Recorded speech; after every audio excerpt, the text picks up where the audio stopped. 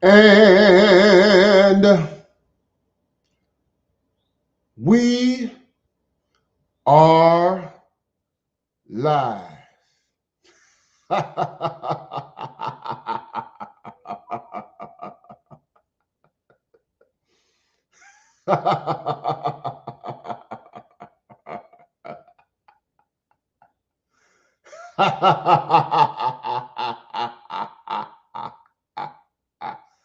Ah, the math professor is in the building. What's going on, my brothers? It is Friday evening, early evening. And this is what we call Friday early evening live. What's going on? What's going on? What's going on? What's going on? What's going on? What's going on, my brothers? I hope that you guys are doing well. Good to see you, man. Good to see you. Good to see you. Good to see you. What's going on, Christopher Clipper? What's going on, Jamal around the world? What's going on, David the man? Happy Friday to you, my brothers. This is a man professor broadcast, man, and we are on a roll this week, man. I tell you.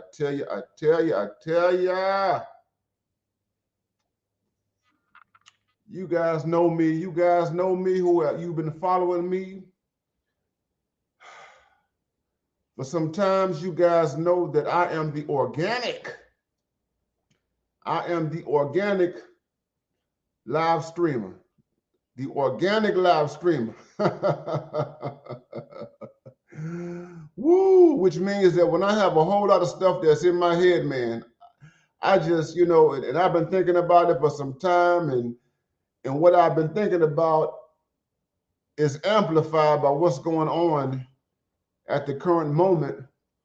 I have no other choice but to share these thoughts with you, my guys. What's happening?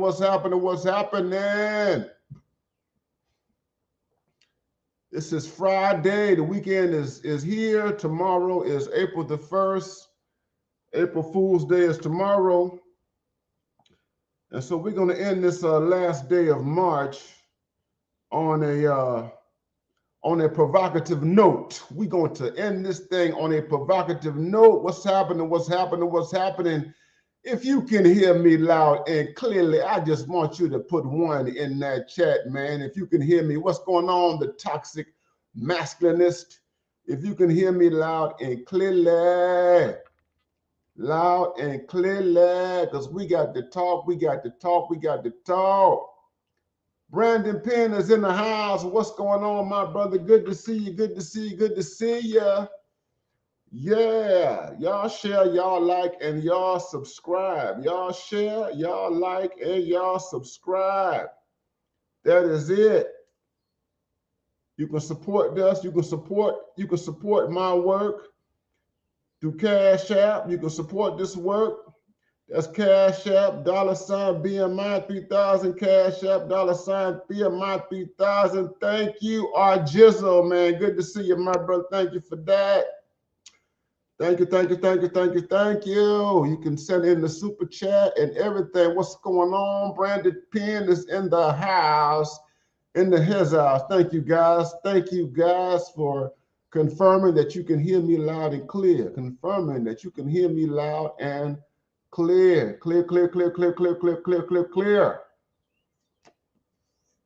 Yes, indeed. If you guys don't know, if it's not clear, especially to the people who are not a part of what we know as the Black Manosphere, if it is not clear to the people who listen in, the trolls, the eavesdroppers, if it is not clear to you by now, but I am unapologetically affiliated with this thing called the Black Manosphere. Yes, I am.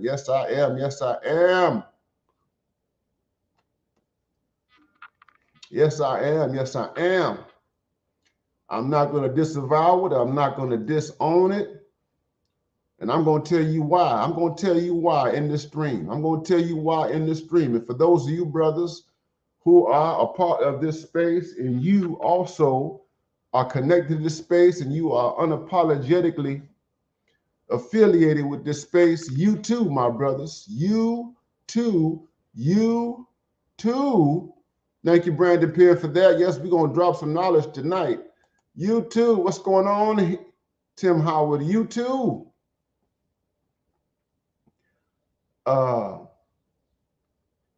Affirm your connection to this space. This is for you, my brother. This is for you. This is for all the black men out here. This is for all the black men out here. That's right. That's right. That's right. That's right. Thank you, Tim Howard, for that, man. Good to see you, man. My moderator is in the house. Tim Howard, my brother. That's right, man. You guys see the title. Y'all see the title. It's Big Business, the big business of hating black men. The big business. It's big money. Brothers, there is lots of money, billions and billions and billions and billions of dollars that are involved in hating on us. Billions of dollars. There's an entire economy. There are people who make their livelihoods from hating on black men. Oh my God. There are individuals, there are tribes, there are organizations, there are politicians, there are academics, there are journalists, there are filmmakers, there are novelists. Man, there are a whole bunch of people. There are activists. There are people here on YouTube, all across social media who get paid, man. They get paid to hate on us. What's going on, Mr. Blue Collar? We thank you. The PhDs, thank you for the support. Support your PhDs. Support your PhDs. That's right. Support your PhDs. Yeah, support your PhDs, because your PhDs, which includes yours truly, which includes the Green Gorilla, which includes Dr. Thunder, which includes Dr. Tieson Johnson, and we have other brothers. We have other brothers, and my brothers, if I've not cited your name, just count that as a sleight of memory. That's all.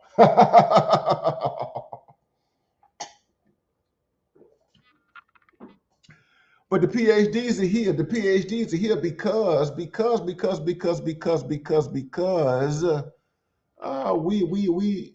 in our work, we upset the economy. We upset the hatred of black men that is incentivized by American capitalism. That is right. American capitalism. That's what we do. That is what we do.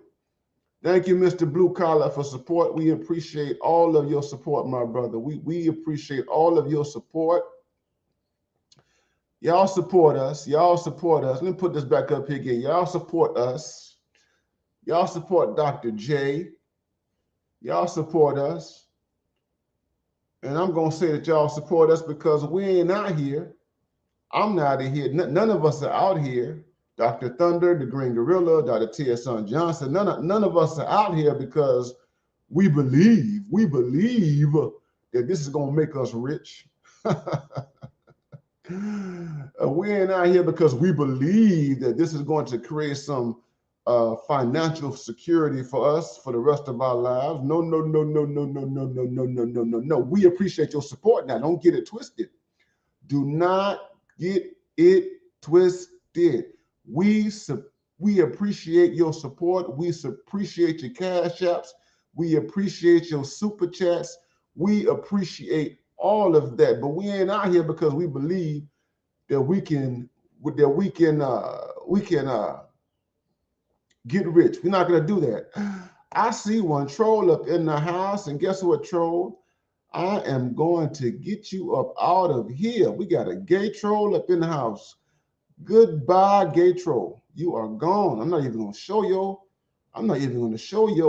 horrible, abominable chat, comment. I'm not going to do that. No, no, no, no, no, no, no, no, no. What's going on? What's going on? There's a whole bunch of hate, guys. Sam C, what's going on, my brother? Good to see you, man.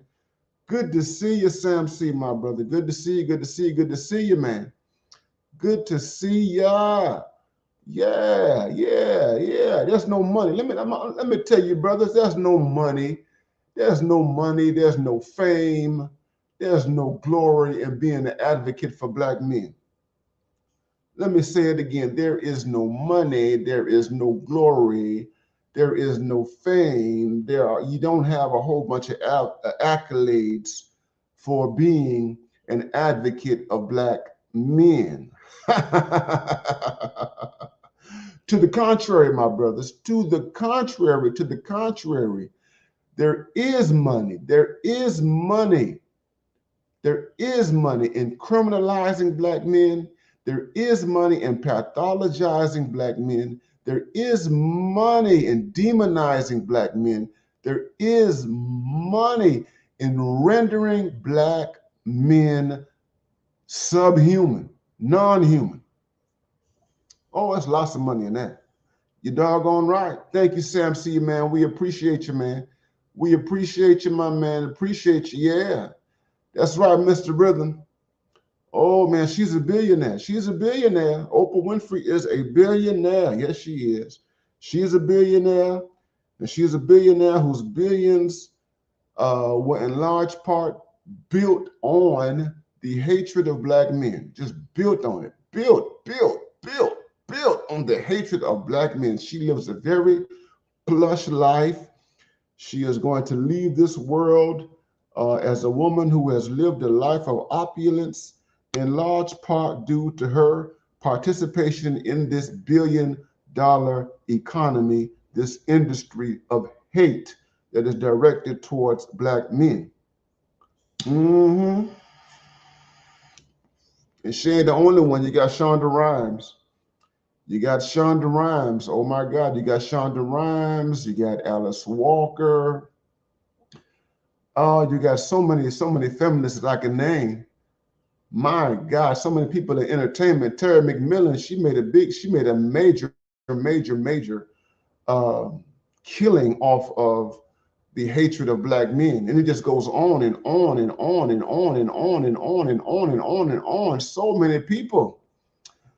That's right, Anger Girl. She's a billionaire whose mission is to destroy, to kill, and destroy, and to get paid. And here we are in 2023. Here we are in 2020. Here we are in 2023, and you got a whole new generation out here. You got a whole new generation out here in 2023. You got Gen Zs. You got Gen Zs right here, right now. You got Gen Zs out here right now who are participating in this economy, this billion-dollar business of black man hating. Black man hating. That's what it is. That's what it is. And the other night I went live. The other night I went live and asked you guys. I said, who's still down with the black manosphere? Who's still down with the black manosphere? And when I raised that question, it was a question that dealt with this whole issue of hate, this whole issue of hatred, the hatred of black men. That's what it is, because the black manosphere, in large part right now. The black manosphere, all of the attention that's on the black manosphere, all of the anti-black manosphere streams that you see right now, all of the attack. And it's not just what has happened recently with Miss Pearly White. It's not just Miss Pearly White. It's not just Miss Pearly White and the fallout as a consequence of Miss Pearly White, but it is what we have dealt with in this space ever since this space was codified. Less than 10 years ago, all of it, the entire fallout. My. We got O'Shea Du Jackson. What's going on? O'Shea, we thank you for the support, my brother. Good to see you, man. Good to see you. Good to see you. Good to see you. Good to see you. Good to see you. We got a bunch of hate, guys. Just a bunch of hate. And they've been hating on us, hating on us, hating on us. And it was before. And what I'm saying, it came before the Black Manosphere. And the Black Manosphere is simply a reaction to decades, generations, and centuries of hate. Decades, generations, and centuries of hatred directed primarily toward Black men, particularly Black men here in the United States. Right here, right here, right here, right here, right here. Yes, yes, yes, yes, yes, yes, yes, yes, yes, yes, yes, yes. So right now we have all this anti-Black manosphere stuff all over social media, all over social media, all this anti-Black manosphere stuff. And the reason why you have all of it, here's the thing, I need to get this out. I need to put this out up front. You know, I have to invoke the late David Carroll. I have to invoke the late David Carroll. We must put this out front before I get ahead of myself, before we get into the meat of this live stream.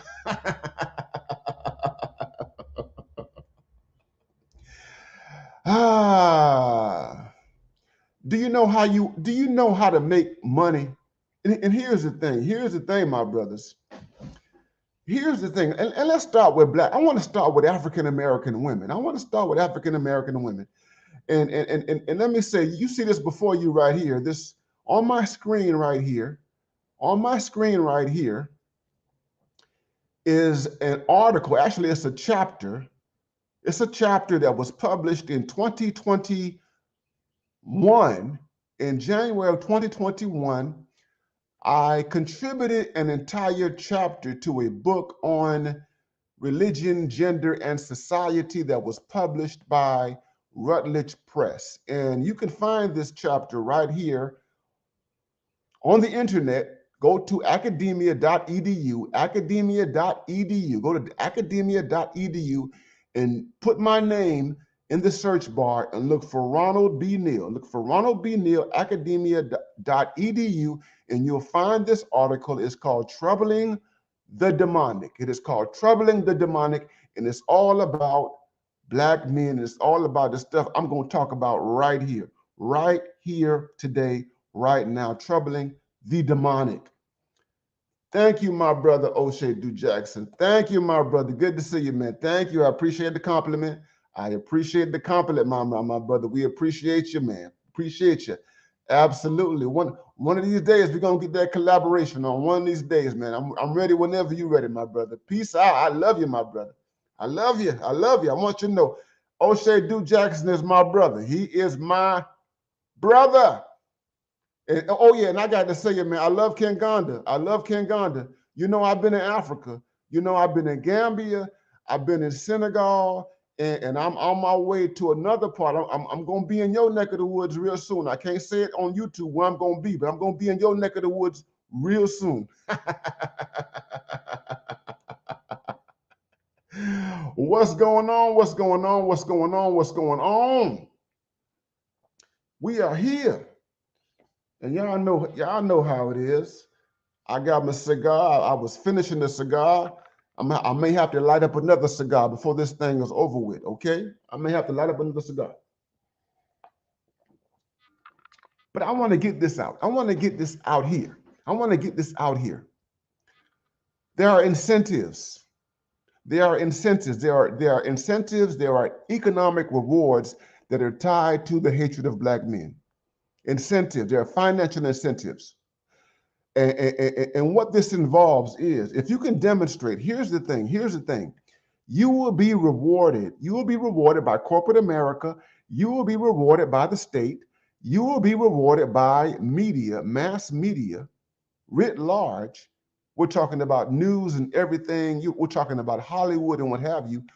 You will be rewarded financially. You will be rewarded with all sorts of currency if you make it explicitly known, if you make it explicitly known that you have no affiliation, you have no connection to, you have no empathy towards, you have no sympathy in relation to Black American men in the United States, you will be rewarded for that. You'll be rewarded. There's money in that. You'll be rewarded because Black men, we are seen as criminals. We are seen as people who engage in terrorist activity. We are seen as bad fathers. We are seen as men who treat women badly. We are seen as lazy. We are seen as inept. We are seen as incompetent. We are seen as defective. We are seen as obsolete. We are seen in that way. We are seen through what I call a demonic, it is a demonic lens. It is an evil lens. And if you show the larger society, the dominant society, and if you show others, it's not just the dominant society, but it's others as well. But if you show people that you are distant from, or you have no affiliation with this thing, this collective of Black men, there are 40 million Black people, 40 plus million Black people in the United States, 40 plus million. Black Americans are 13% of the US population, 13%, without a big population, 13%. 7% of that 13% represents Black Americans who are Black and female, and 6% of that 13% represent Black Americans who are Black and male. And we're talking about across, we're called age and class, across age and class. This is the census data. Check the census, check blackdemographics.com. You have that. If I'm a professional Black woman, let's just pretend this.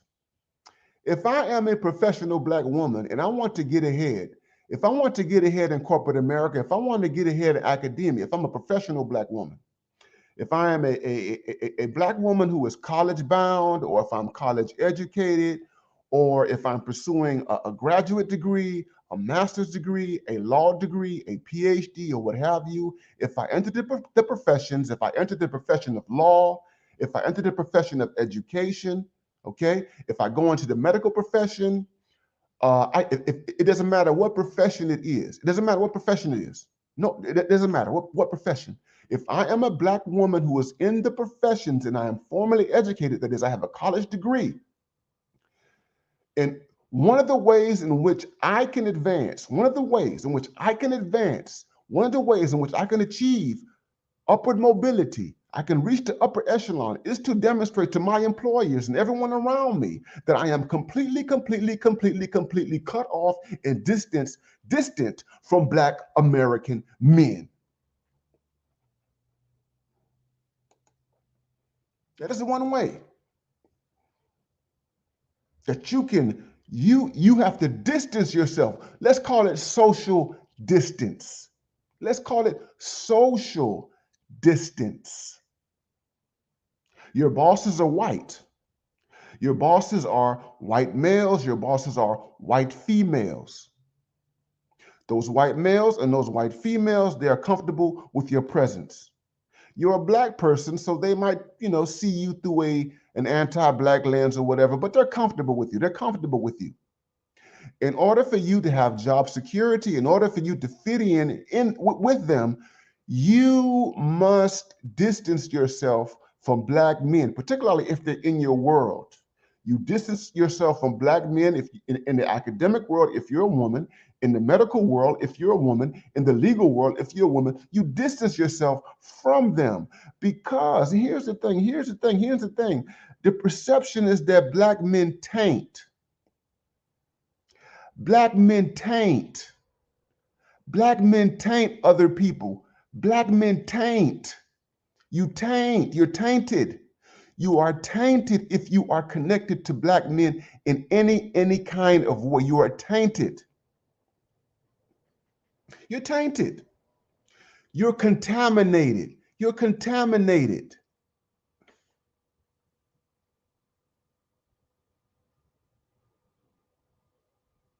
Which means, here's the thing, which means, when it comes down to diversity and inclusion, and when it comes down to, hiring, and you're sitting on a hiring committee, and there is an application, there's a resume, there's a vita that comes before the hiring committee, and you are on that hiring committee, and guess whose vita you're looking at? It is the vita, it is the resume of a black man. What you must do is you must not validate, you must not affirm, you must not support any type of opening for any opportunity for that resume, that vita to be considered for employment in any kind of way. Oh man, I'm dropping some game, man. I'm dropping. I hope y'all get this. Y'all get this. I want y'all to get this. I want y'all to get this. There's a reason why black politicians, doesn't matter, black female politicians, and I would go so far, I would say black male politicians, black female politicians, black male politicians. There is a reason why black male politicians and black female politicians will never, ever talk explicitly about the condition of black men. There's a reason why those who run for office, I'll give you an example, Stacey Abrams. There's a reason why. There's a reason why she was reluctant. There's a reason why she only talked about black men at the very, very end of her campaign. There's a reason why.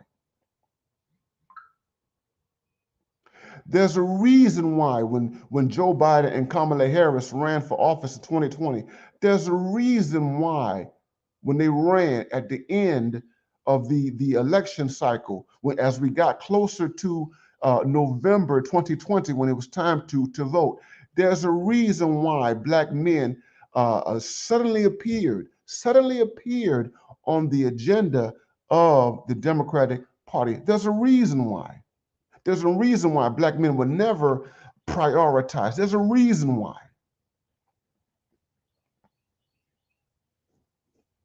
Thank you, Ghetto User. Thank you, Ghetto User, for supporting the scholar. We are staying with the fire. Thank you, my brother. We're doing this.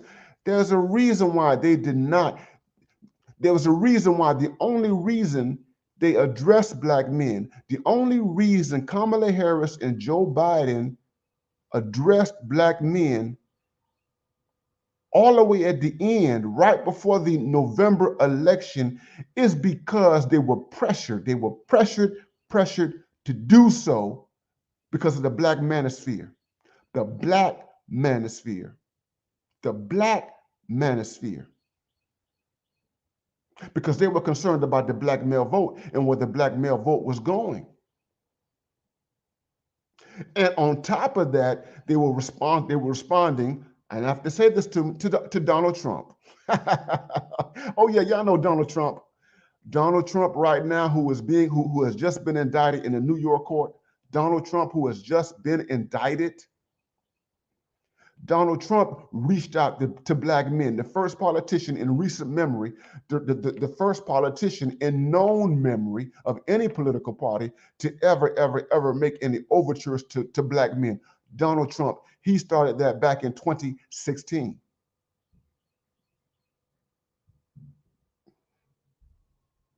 And that is the only reason why, and that is the only reason why they said anything about black men. Because had not Donald Trump been the Republican nominee for the presidency in 2016 and 2020, having some success with getting the black male vote, had that not been a reality, Hillary Clinton, Joe Biden, Kamala Harris, they would not have said anything about black men. Stacey Abrams would not have said anything about black men were it not for the black manosphere. They would not have said anything about us. And the reason why they have remained silent and they consistently remain silent about black men, because there is big money, there is big business in demonizing, pathologizing, and maintaining a narrative that says that black men are obsolete. The kosher clinician is in the house. What's going on, kosher? What's going on, kosher clinician? Y'all excuse me.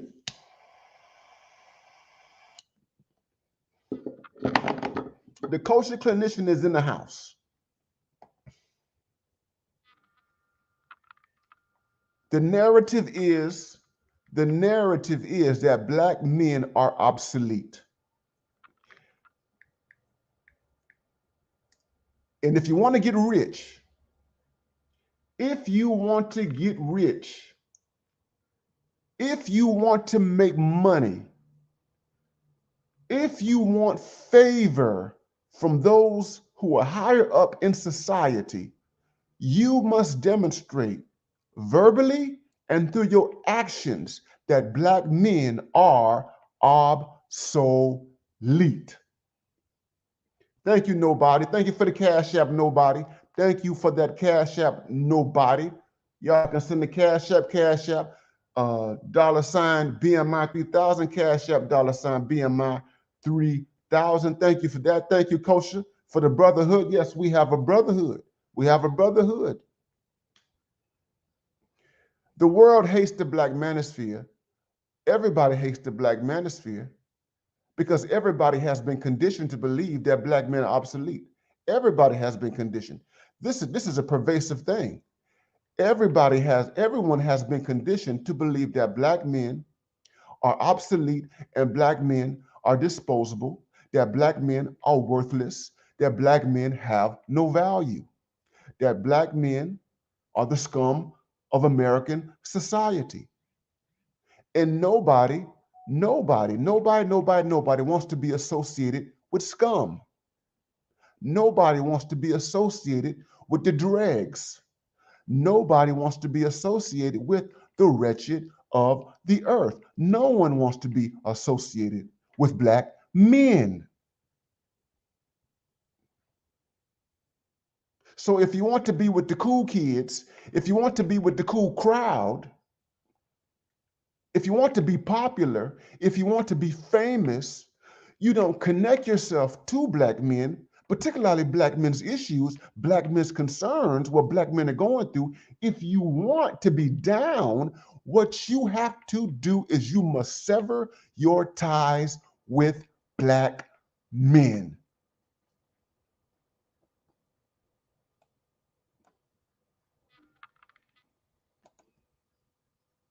Thank you, Trenton. Apollo Terracote, thank you for that. We're going to talk it. I'm going to talk it tonight. I'm going to talk it. Sever your ties. Sever your ties. And they're incentivized to sever their ties. We talked in this space, we talked about the welfare state. There's so much that we've said about the welfare state over the last 55 years. The welfare state. There's so much that we have said about family court. There's so much that we have said about divorce. There's so much that we have said about alimony and child support. There's so much that we have said about those things. And what we have to understand that those who benefit from the welfare state, primarily women, those who benefit from the welfare state, not children now. We're taught that only the children primarily benefit from the welfare state, but that's not true. Those who primarily benefit from the welfare state, women, are incentivized. They are incentivized To see black men as obsolete and to treat black men as obsolete. It's an incentive system, it's an incentive structure. So you get rid of the father. You must get rid of the father. You must get rid of the male figure. You must get rid of the man as a provider, as an authority component within the household. You sever your ties. Section 8. Just think about how Section 8 is structured. Section 8 is structured in a way where you must assent. If you are a woman with children, you must assent to the idea that black men are completely, fundamentally obsolete and disposable.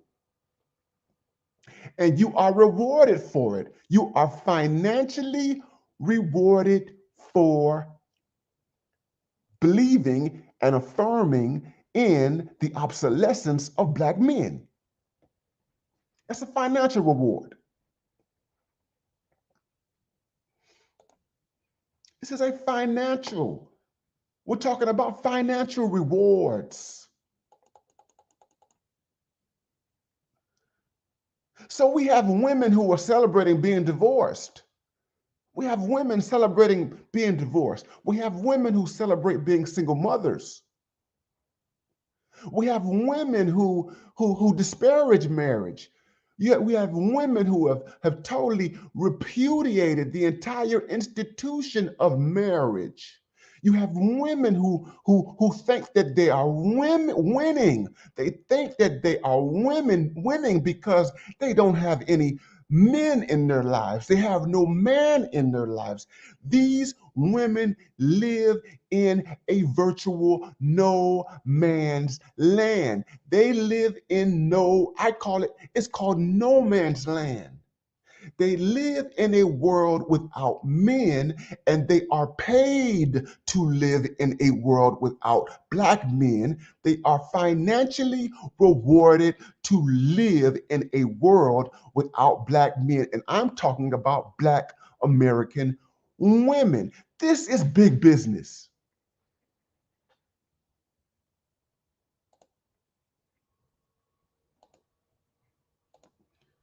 It's the Green Gorilla. What's going on, my brother? We got the Green Gorilla in the house. What's going on? What's going on? What's going on? This is the Man Professor broadcast, and this is Friday. This is Friday evening live. And we're talking about the big business of hating black men. The big business is big business. Lots of money, lots of money. To affiliate yourself with black men and black men's issues, black men's concerns, to be an advocate for black men is to associate yourself with the dregs, to associate yourself with the scum, to associate yourself with Skid Row, to associate yourself with death row, to associate yourself with solitary confinement. That's what it means to affirm this space called the black manosphere. We don't have the value. We don't have the value of white men. We don't have the value. The white man is God in so many people's minds. Shout out again to David Carroll. David Carroll said it over and over again. David Carroll was relentless. David Carroll was relentless. He said it, that the white man is God. That's what David Carroll said. The white man is God. And my God, David Carroll was right. David Carroll was absolutely right. That white man is God. That even if you want to get close to that white man, especially the white man who was in the ruling class, if you want to get close to that white man who was in the ruling class, you must sever your ties with black men. You must sever your ties. You cannot identify with black men. You can identify with black men issues. You have to pretend that black men simply do not exist. And this includes black men. This includes other black men. Other black men who want to elevate, other black men who want to rise in this society. If you want to rise in American society, if you want to rise, up the ladder of American capitalism, you must deny the fact that you are a black man. You must erase the fact that you are a black man in order to elevate yourself in this society. You must become raceless. You must become race neutral. You must become colorblind. You cannot be a black man. You got to be something else. You got to become O.J. Simpson. O.J. Simpson before the murder trial. You have to tell white America, you have to tell white women, you have to tell white men, I am not a black man, I am O.J. Simpson. I'm not black, I'm O.J. I'm not black, I'm not a black man, I'm O.J. Simpson.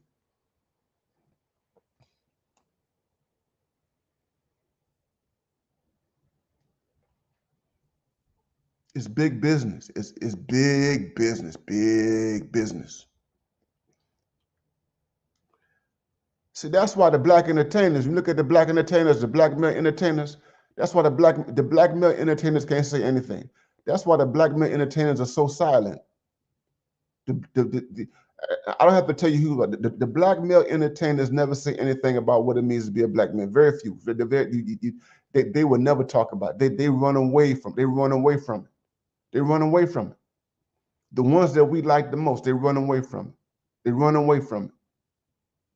To talk forthrightly about black men's issues, they run away from it. Isaiah Washington, the entertainer, the actor Isaiah Washington is probably the only one. Y'all know who Isaiah Washington is. Isaiah Washington. Y'all look up, you young people who don't know who Isaiah Washington is. Black man, famous black man. Thespian. Been in many movies, TV shows. He was on Grey's Anatomy for a very, very long time. They kicked him off Grey's Anatomy because he said some stuff that the white people didn't like, and they kicked him off. And he's talked about his own politics, and Isaiah Washington has no problem with talking about his own experience as a black man in Hollywood. And he's been blacklisted and blackballed, and he's had to find other ways to live out his craft as an actor. But he is one of the few people. And then there's Spike Lee, the young Spike Lee in particular, the young Spike Lee, the filmmaker.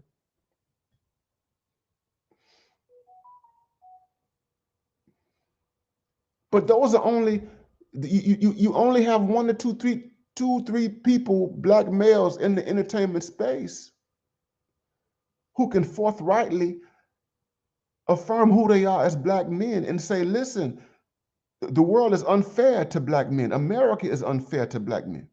But everybody else, they have to disaffiliate. Everybody else, they have to erase themselves. They have to erase themselves. To be successful, you can't be a black man. Jamie Foxx, I'll give you an example. Jamie Foxx is very talented guy, funny guy, but he's afraid. Jamie Foxx, and he's done interviews. Jamie Foxx will never, ever, ever talk about what it means to be a black man. Jamie Foxx will never do it. Will Smith will never do it. Will Smith will never do it. Chris Rock would do it.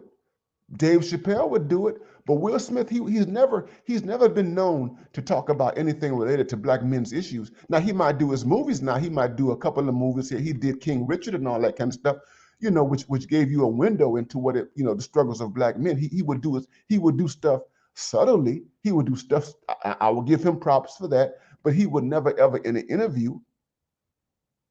And I got his book, and I still got to read this. I have to read his autobiography. But for the most part, when you think about Will Smith's persona, Will Smith he's a raceless black man. He's not even a black man. Some people don't even see him as a black man. There are white people who don't see, even before this thing with Chris Rock, there are white people who don't see Will Smith as a black man.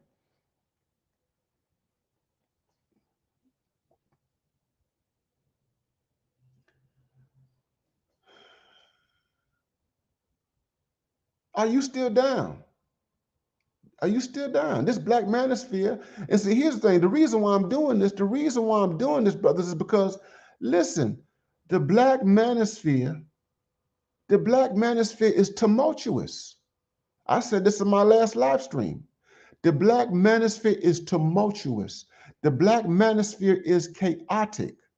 The black manosphere has lots of problems. And the chaos, The tumult and all the problems that we have in the Black manosphere are merely a reflection, merely a mirror of the experience of Black men in America. That's it. You can't shut people out of education generation after generation. You cannot shut an entire group out of education for decades, generation after generation, which ensures their illiteracy and semi-literacy. You can't do that over and over again, generation after generation, decade after decade. You cannot shut men out of economic opportunity. You cannot close the doors. You cannot do that. You cannot have employers that say behind closed doors, we will never hire Black men. We're not going to hire Black men. We're going to hire Mexicans. We're not going to hire Black men. We're going to hire immigrants. We're not going to hire Black men. We're going to go to other countries. We're going to get illegal people in here. We're not going to hire Black men. We would rather have immigrants than Black men working for us.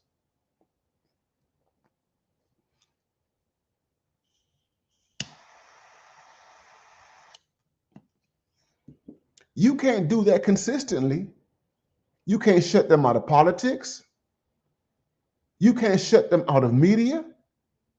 You can't do that consistently, generation after generation, decade after decade, without there being some problems that these guys deal with, without there being some frustration, without there being some anger, without there being some angst. You can't do that without there being some confusion, without there being some madness, without there being some mental health. You can't do that to an entire population without there being mental health issues.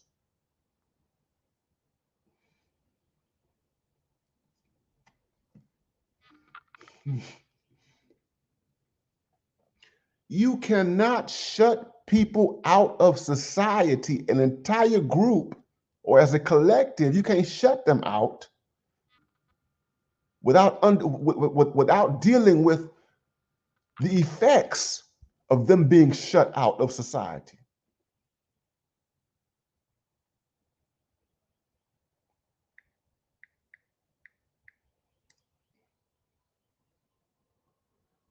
Thank you, PMI. Thank you, PMI, for that cash app. Thank you, that PMI, for that cash app.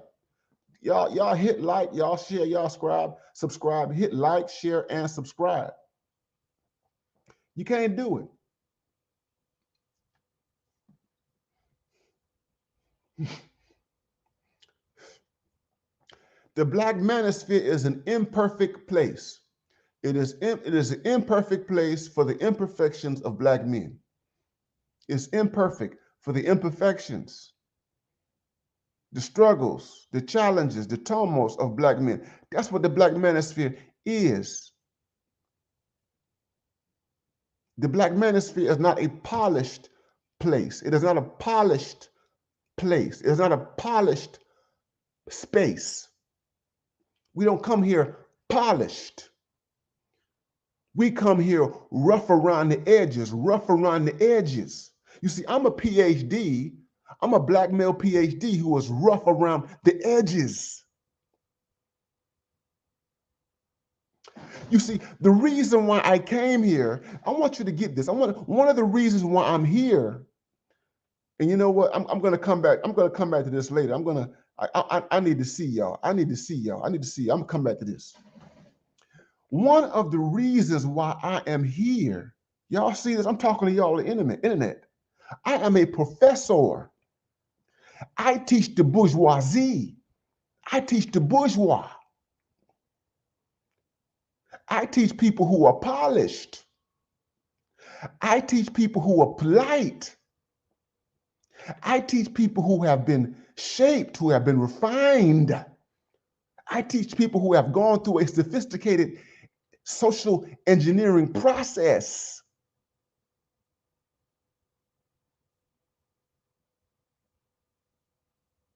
And I cannot talk to the people who I teach. And I will not, and I do not talk to the people that I teach and that I have taught over a 20-year period. I cannot communicate to them the way I am communicating right now.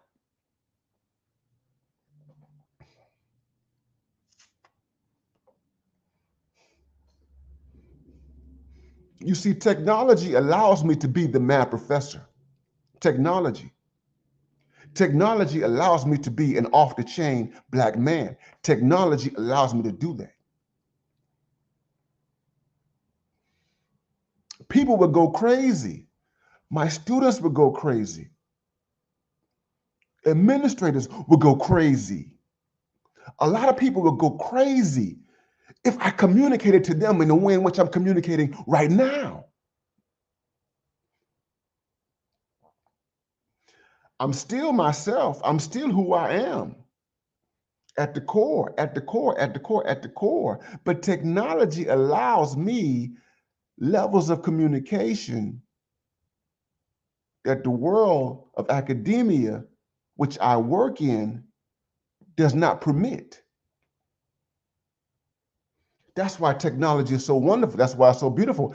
That's why the Black manosphere is a space that I claim and I affirm.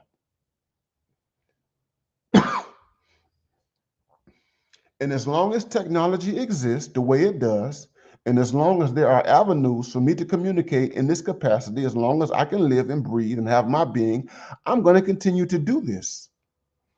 And I'm going to continue to be connected to the unsanitized, unsavory, scum of the earth perceived condition of Black men.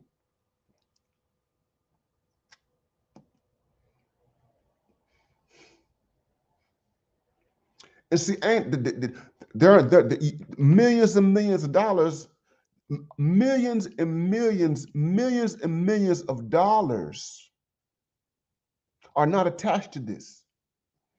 You can't get rich. We need your support. I take your donation. I take your cash out. Because if you value this content, you will show me that you value this content.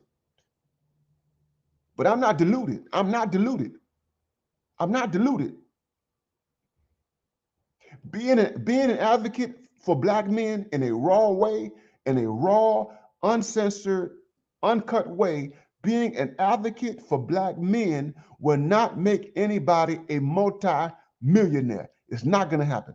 At least not right now. Not in this economy. They ain't going to do it.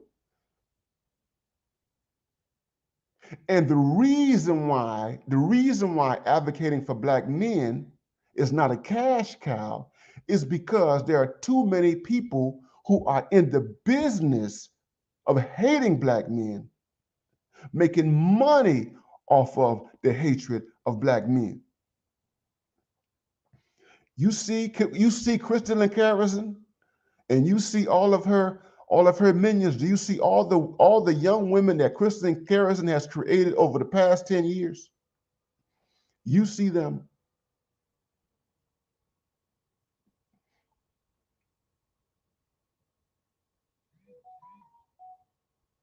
You see Crystal Carrison and all the people, you see all the hate channels that exist about Black men.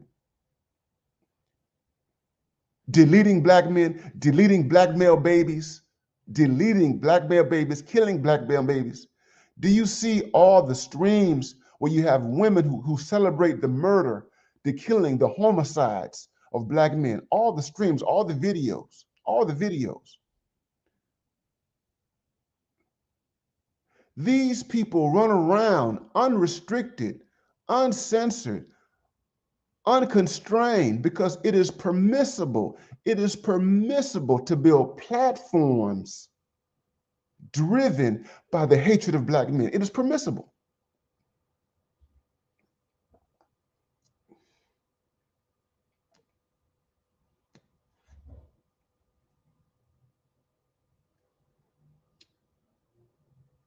It is permissible. And everybody gets in on it. Everybody gets in on it. Because we have a lot of internalized hatred, in the space. Internalized. A lot of internalized hatred. Anti-Blackmail hatred. And it's evident here.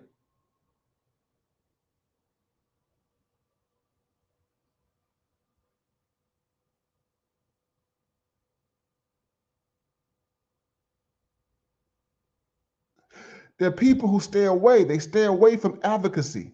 They stay away from affirming the lives of Black men and boys. They stay away from promoting education. They stay away from promoting economic development. They stay away from political empowerment. They stay away from so many things because they're convinced. So even the blue pill people, all of these shows, all of the Black nationalistic oriented shows, I'm going to call them out. Even the Black nationalist, there is a core, there's a semblance of self-hatred that you find even on the folks who are pro-Black. The hatred. And what is the hatred? The hatred is what they do. Is what they do in terms of the elevation of women. The elevation of women.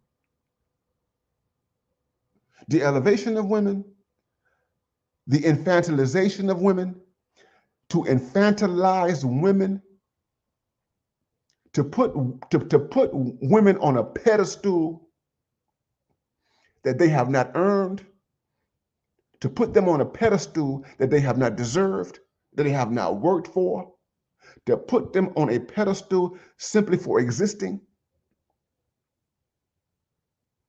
to not analyze the ways in which they interact with Black men, to not analyze their perceptions and their attitudes towards Black men.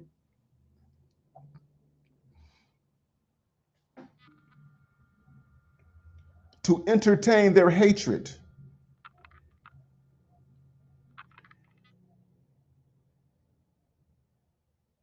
So again, the blue pill people, the Peef people, the Peef Let's Talk people, the Daily Rap crew, and I even say we need to talk. You entertain people who hate Black men at their core. You entertain them and you make money off of them. You entertain women, you give platforms, these Black men who give platforms under the guise of relationships. You give platforms, you give voice to under the guise of relationships, under the guise of the possibility of marriage, under the guise of the possibility of sex. You give them a platform and they spew their hatred of Black men.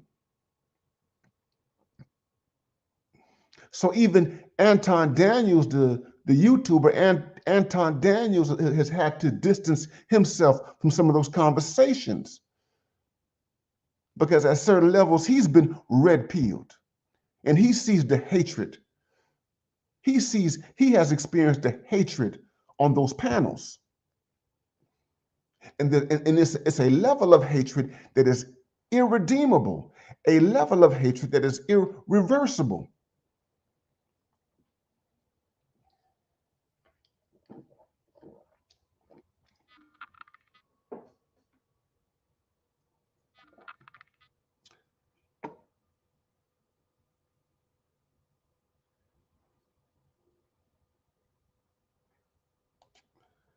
It's time to get rid of the troll. We got a troll up in here. Goodbye, troll. You've been talking too much. Goodbye.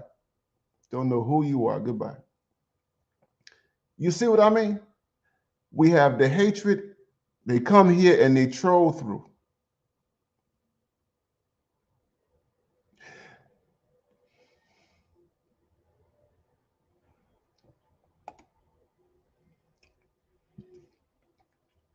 And David the man, you put your you put your finger on it right there. Our popular culture, the music, the rap music, the rap is hatred. Young Thug and Slime Life. I'm just gonna say it. Young Thug and the Slime Life, all these rappers who are being indicted all over the country. They're being indicted for all sorts of crimes, homicide, gun crimes, drug crimes. They're being indicted all over the country. They're fighting for their lives. Those rappers, all of those rappers of the ilk of Young Thug Those guys are multi-millionaires because they hate themselves and they hate black men. Black male hatred.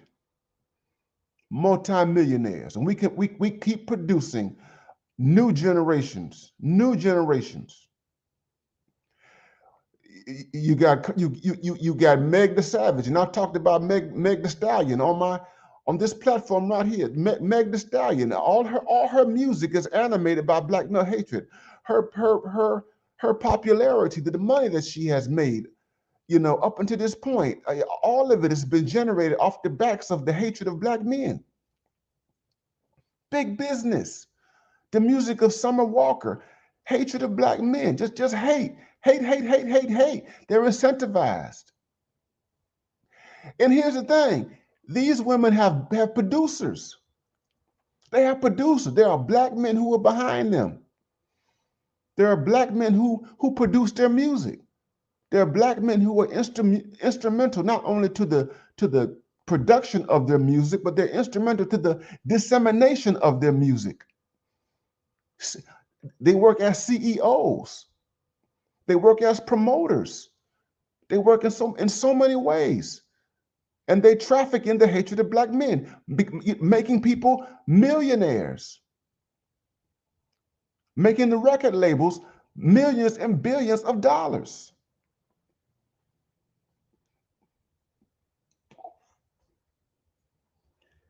And what you got to understand, brothers, what you got to understand, and what we have to stand, y'all share, y'all like and subscribe. We got 99 people here viewing. Y'all share, y'all like and subscribe. This is the Man Professor broadcast. This is Friday Evening Live. This is Friday Evening Live. What you got to understand that there are people out here. He said there are people who don't like the manosphere, the black manosphere in particular, is because the black manosphere at its very, very best, the black manosphere at its best, not at its worst, the black manosphere at its very best, it upsets the apple cart. It upsets the apple cart. The black manosphere at its very, very best is a threat to big business. The black manosphere is a threat to big money. It is a threat to the economic interest of those who benefit from the hatred of black men. And this is why the feminists don't like us. This is why the feminists hate us right now. And this is why people like Kimberly Foster, young feminist in her 30s, Kimberly Foster, she has a YouTube channel. She's been on this rampage campaign going after the black manosphere. She's been on this campaign going after passport bros, going after SYSBM. She's not by herself. You got so many women out here under the guise of feminism, under the guise of womanism. They go after us. They troll our accounts, just like you had this troll right here. You had a troll right here.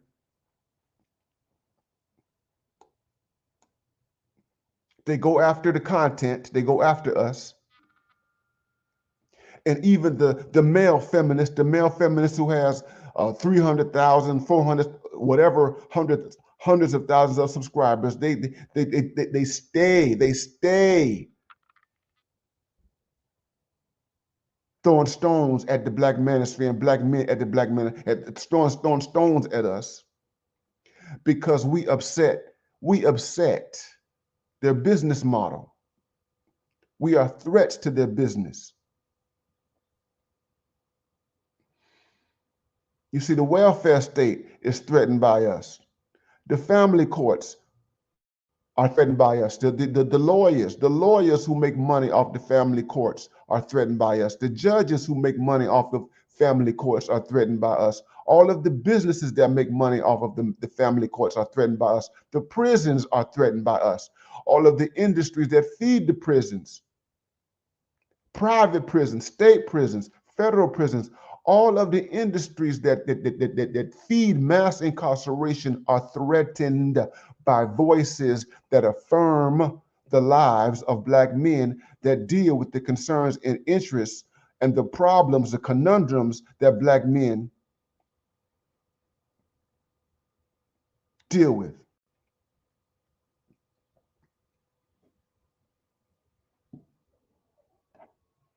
Y'all share, y'all like and subscribe. It's big business.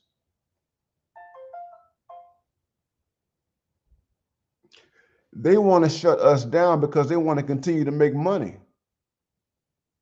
They want to shut us down because they really want to maintain a victim industry. So there's a victim industry. There's a victim industry. There's victim capitalism in the United States. Victim capitalism. Victim capitalism. What is victim capitalism? I am a victim of black men. I am a victim of a black man. I am a victim. Black men have victimized us. I'm a victim of black men. I can get currency. I can be rewarded. I can get status. I can come off. I can come up. I can come up. I can come up.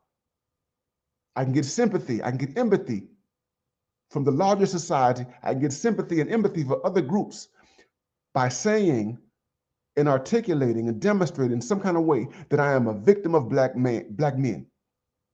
This is victim capitalism.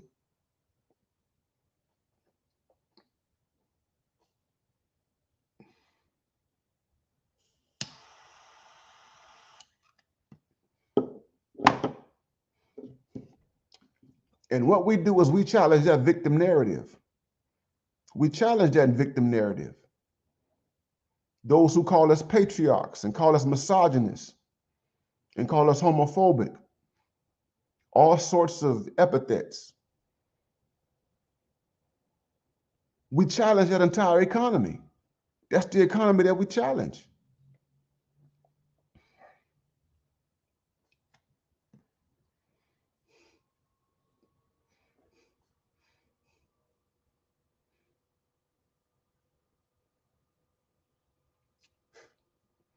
So to be affiliated with a space like this, to be affiliated with an enterprise like this means that you are engaging in countercultural activity. You are a dissident. You are a subversive. You're subversive. You are dissenting.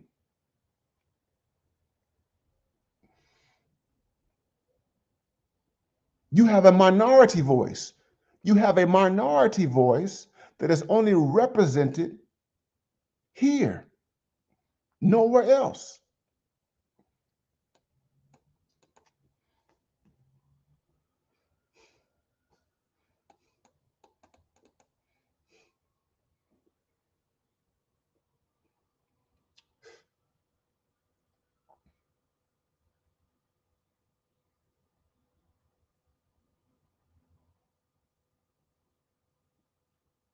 There's no advocacy for black boys.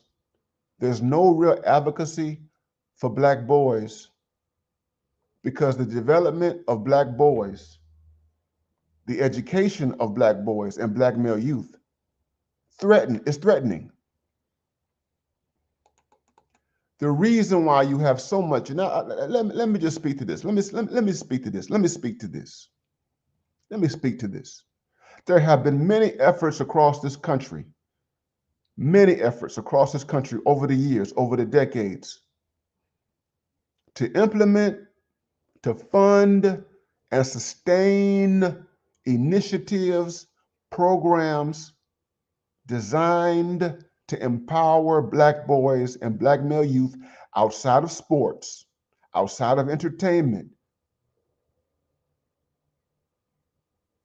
And those initiatives always are questioned. They are always attacked. Always attacked.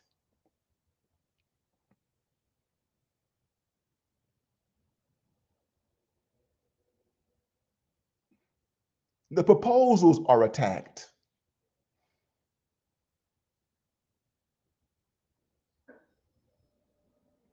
If you see a proposal that seeks to do something about black men, simply a proposal,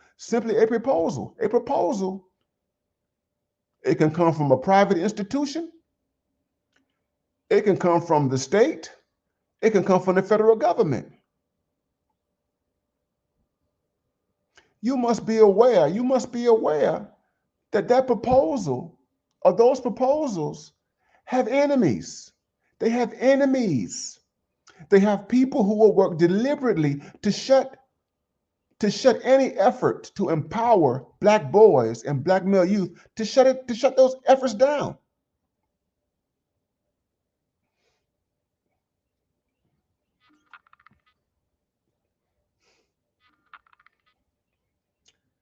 Barack Obama's initiative in 2011, My Brother's Keeper, that's a Barack, no, 2012, was one proposal, one such proposal.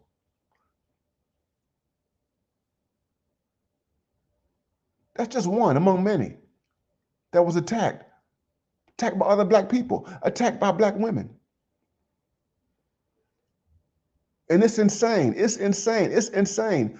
The very people who birth Black boys, the very people who birth Black boys come out of their vaginas. Black boys come out of their vaginas. And Black boys live and grow up in their households. They have to feed them, put clothes on their backs. The very Black boys that come out of their vaginas. This is how ludicrous and insane this is, how deep it is. The very person who births a Black boy will attack any type of program or initiative that is intended to develop the Black boy educationally, socially, politically, in any kind of way.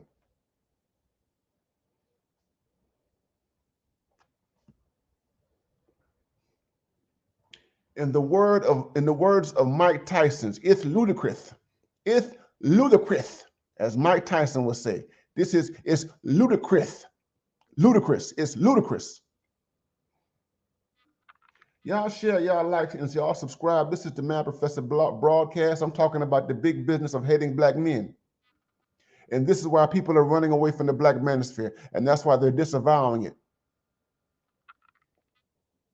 Because they don't want to be associated. They don't want to be tainted by the realities of Black male existence.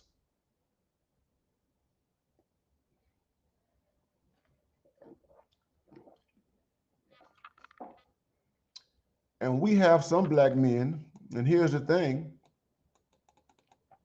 we have some Black men who think they're special. We have some Black men who think they're special. We have some Black men who think they're special. They think that they're exceptional.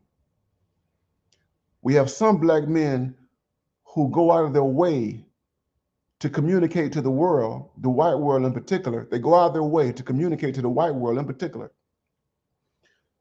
White men, white women. And then they also communicate to Black women and other women. They go out of their way to communicate to the world that they are nothing. They are nothing, nothing, nothing, nothing, nothing, nothing, nothing. Like the Black male collective. That they are exceptional. That they are better than. That they are superior than. These are your Black male feminists. These are your Black male intersectional feminists. Again, these are the ones who tell the world, basically, I'm not a Black man. So they make it clear. They make it clear. They make it clear. And one way they make it clear. One thing that they do in making it clear that they, in their minds, and to the world, that they're not Black men, is that they attack other Black men. They attack Black men. They attack Black masculinity. They attack Black masculinity in the same way as in which feminists attack Black masculinity, the way in which liberals attack it, the way in which right-wing people, all kinds of people attack Black masculinity. They condemn Black masculinity. They say that Black men are immoral, that Black men have character problems, that Black men are defective, that Black men are misogynist, Black men are homophobic, Black men are transphobic. They do this in public. They do it in public. And if they're in media, they create articles. Just like that writer, just like that writer, Damon Young, years ago, Damon Young, who wrote that article in Root, in the Root publication. The guy who said that black men are the white people of black people. He said that black men, y'all remember that article? Black men are the white people of black people. This was Damon Young several years ago in the Root, who had that blog called Very Smart Brothers. This is what he did several years ago. Very Smart Brothers. And basically, when he wrote that article, which he basically condemned black men, calling us patriarchs, calling us abusers, saying that we terrorize black communities, that we terrorize black women as a collective. Never making any distinctions, never differentiating black men, not dealing about class, not dealing with black men at the level of class, at the level of age, at the level of so many other things that represent black male diversity. But to create this blob, to create this black boogeyman, that's it, this black boogeyman, which he says represents the white people among black people. That's what Damon Young did years ago, Root magazine. That article circulated all over the internet. It went viral. Black women were sharing that article all over Twitter, all over Facebook, all over Tumblr. It was everywhere. And that elevated him. It continued to elevate him. White people were reading the article and white people were applauding him for writing that article. Because see, here's the thing. When you paint black men as boogeymen, basically what you say is that all of the problems that black people have, all of the problems that black people have can be attributed to, can be traced back to black men. Black men are the reason, the sole reason why Black America is in the condition that it is in today.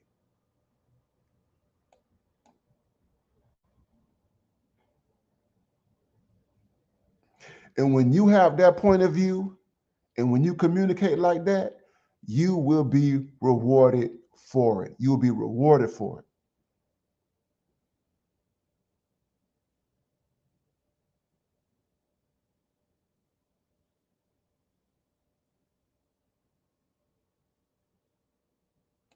Y'all share, y'all like, and y'all subscribe.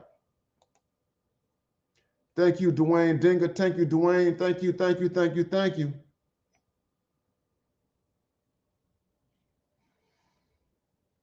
To one of the real ones, I hope those enemies of us falter when things go bad. Yeah, we're gonna see what happens, my brother. We're gonna see what happens. We're gonna see what happens.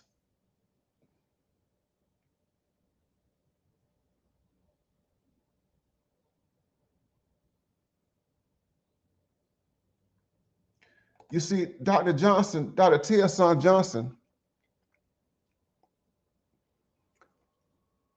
he has 30-some thousand subscribers.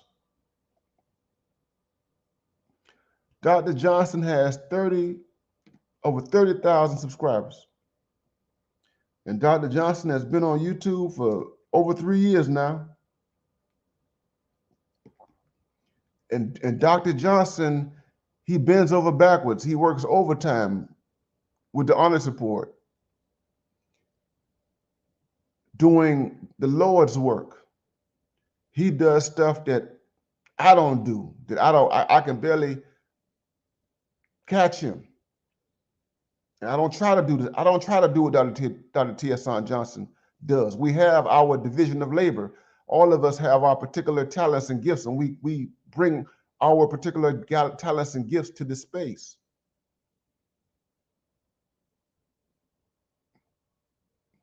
But Dr. T.S. Johnson's advocacy of Black men, as sophisticated as it is, with the honest report and with 30,000 subscribers, cannot get rich. He cannot get wealthy doing what he's doing.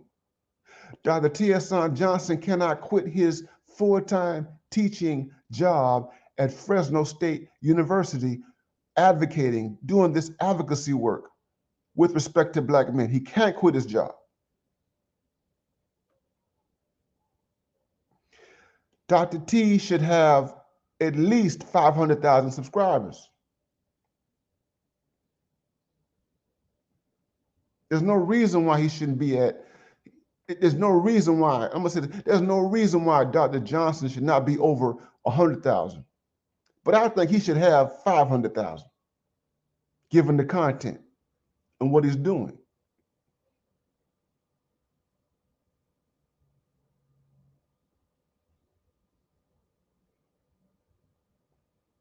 But his subscriber count, Dr. T.S. Johnson's subscriber count, is only reflective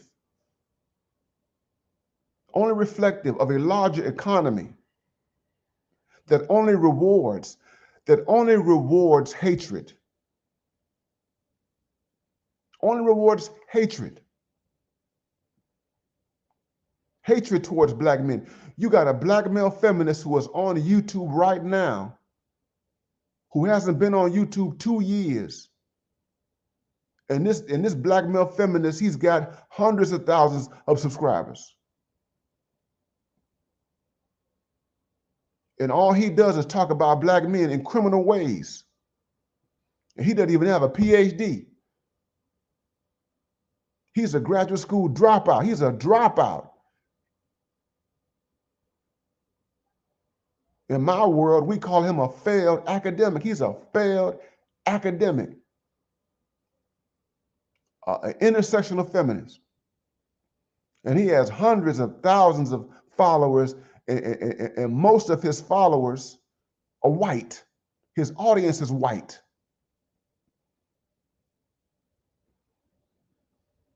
And he has hundreds of thousands of subscribers, and I'm sure he gets lots of money from YouTube.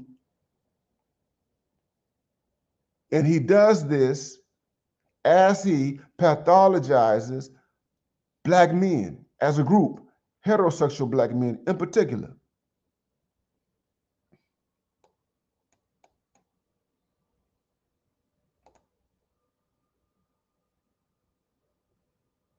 You're right, SC Talk. They are incentivized to be difficult and will attempt to sabotage you at all costs, taught by generations. That is it. They're rewarded.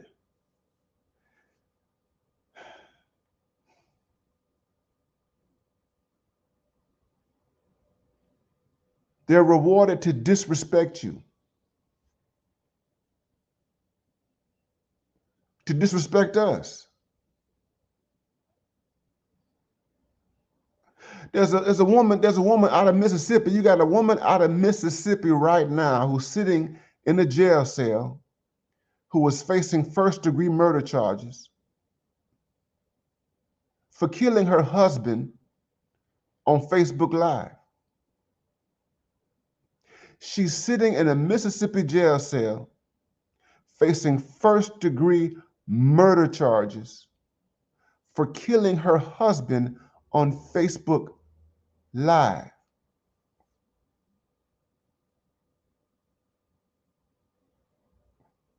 Her mother was in the background during the Facebook Live, egging her on, encouraging her to delete her husband.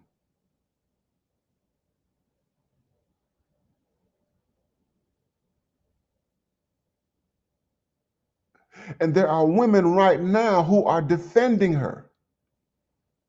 There are women right now all over social media who are empathetic towards her.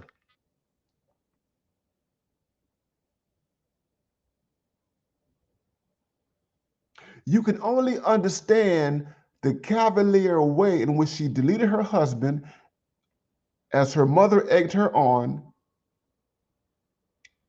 and the praise and the applause that she's getting from other women on social media, you can only understand that in light of the incentive structure. The incentive structure built around seeing Black men as disposable and obsolete.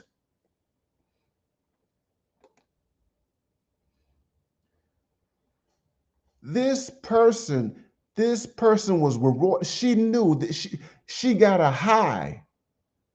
There was a high. This individual, this woman who was facing murder charges right now, she got some pleasure. She derived some pleasure by pointing a pistol, a loaded gun at her husband on Facebook Live. This was her currency. This was her reward.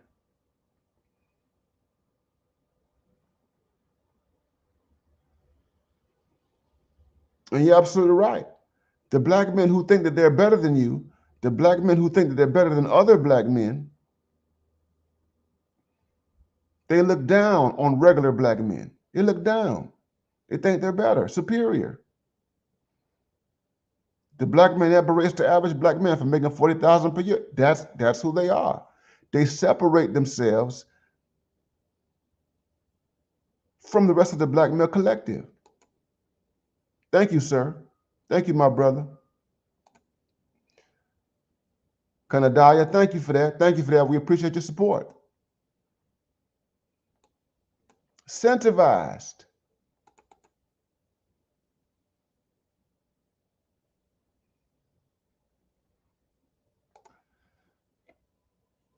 Thank you, Only One John. Incentivized. There is an incentive. Look at Black Lives Matter. Look at Black Lives Matter. Look at Black Lives Matter. Look at BLM.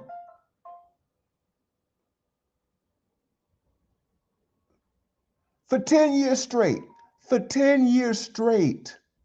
you had this so-called movement, 10 years from 2012 to 2022. 10 years straight. 10 years straight. The vast majority of the Black men who were killed, they were young Black men. The vast majority, rather, of Black people who were killed, you had some Black women, you had Black women who were killed, but the vast majority of the Black people who were killed were Black and male. But who got in front of the cameras? Who got in front of the cameras? Who took it over? Who made themselves the leaders? And who took the deaths of Black men? Who took the deaths of Black boys? Who took the death of Tamir Rice? Who took the death of Eric Garner and turned it into a cash cow? Who took it?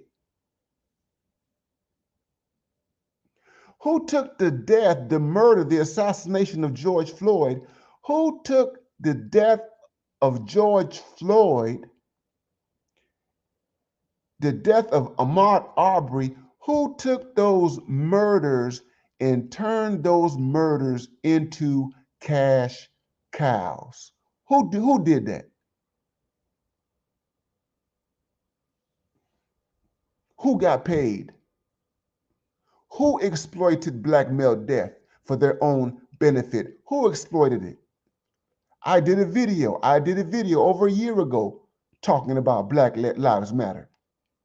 I did a video over a year ago talking about Patrisse Cullors, talking about Eliza Garza, talking about Tamika Mallory and Opal Tompe. I did a video on those Black Lives Matters women and how they got paid. They got the bag. Tamika Mallory was out there doing Cadillac commercials. Cadillac commercials for Cadillacs. And in the commercials for Cadillacs, all she talked about was black women.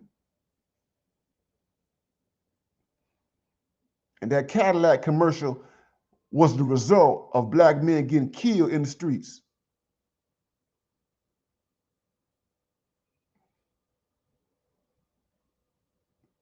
Only John says, I understand what you're saying. However, as a black academic, you and your fellow PhDs must steer the rudderless ship of the black manosphere. In my humble opinion, my brother, hey, we're doing our job. We're doing our job. We are doing our job. Black Lives Matter, $90 million, $90 million, $90 million, $90 million.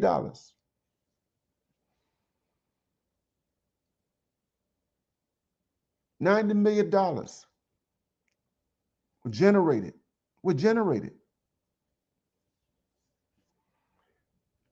And what was the first thing they did in terms of using that money? They put that money into transgender organizations. That was the first thing they did. Transgender organizations, LGBTQ organizations and causes. That's the first thing they did. They directed that money to LGBTQ causes. And then the other thing they did was they bought real estate. They bought houses. They bought land in the US and in Canada. They just bought stuff.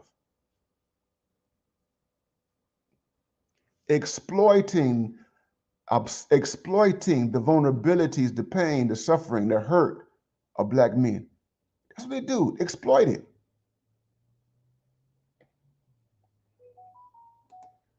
Big business.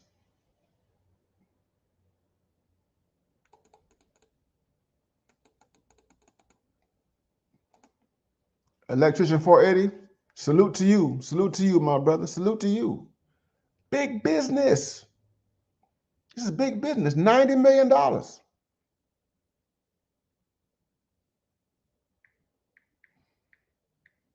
And y'all know about Goldman Sachs? Goldman Sachs, the Wall Street behemoth. Goldman Sachs, that was responsible for the 2008 recession. Goldman Sachs. The financial institution Goldman Sachs, which wrecked the economy.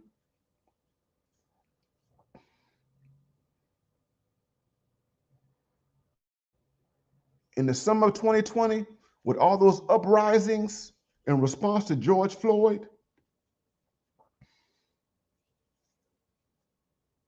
Goldman Sachs allotted over $100 million, $100 million.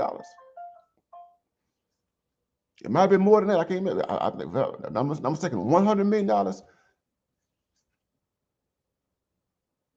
devoted to investing in black women, investing primarily in black women.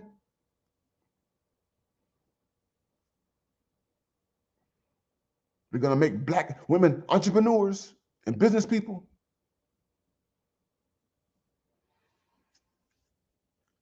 So the murder, the deaths of black men represent big business. It's big business, big business.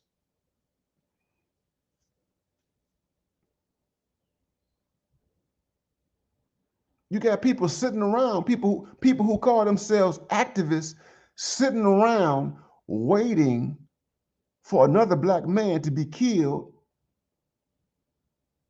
intentionally, deliberately by the police, so they can exploit it and make money off of it.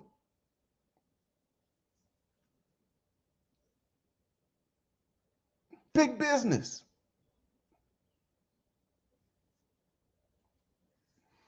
You have mothers who will agree with public school systems who tell them that their sons need to be in special education. They agree with the school systems. And then once they agree with the school system, they agree with the psychologists and all these other people, and the state comes in and she can get SSI. She can get Social Security disability for her son who has been labeled mentally challenged. He's in special education. And there might not be anything wrong with him, but they put him in special education, and there's money that they can get out of special education. And they have to maintain that label of special ed. They have to maintain that label that he is mentally deficient or handicapped or what have you, in order to keep that cash flow going. Big business. So you have no incentive in educating black boys, no incentive in educating black male youth, because there's money there, lots of money there in keeping them underdeveloped, lots of money there keeping them illiterate. Lots of money, there's lots of money in keeping him on a track that will find him in a juvenile detention facility. And you put him in those circumstances that will only season him for a life of incarceration. Thank you, Electrician 480. Thank you for that. Y'all share, y'all like, and subscribe. This is the Man Professor. This is the Man Professor. And we're talking about the big business of hating black men, the big business of hating black men. And this space right here where we have male advocacy, and again, it's not perfect, but listen, when you talk about me, the Green Gorilla, you talk about Dr. Thunder, BGS Ibmore, Dr. T.S. Johnson, and a whole bunch of others. When you talk about black male advocacy, I had the kosher clinician out here. The kosher clinician was here earlier. When you have other men, other black men who are professionals, who are trying to get black men skilled up and prepared for the next 10, 15, 20 years.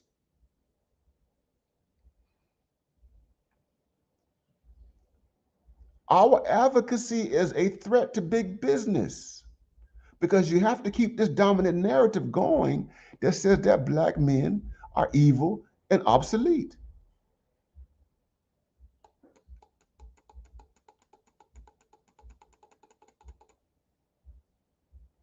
Big business.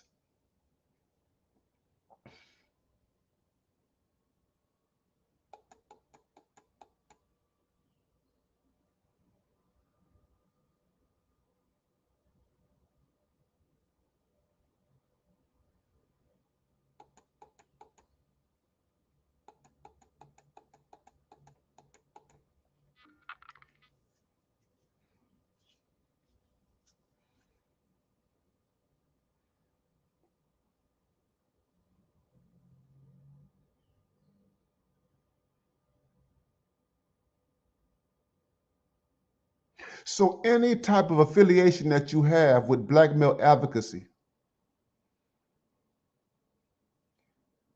any type of affiliation that you have with black male advocacy, it will taint you. It will taint you. It will taint you. Advocating for black men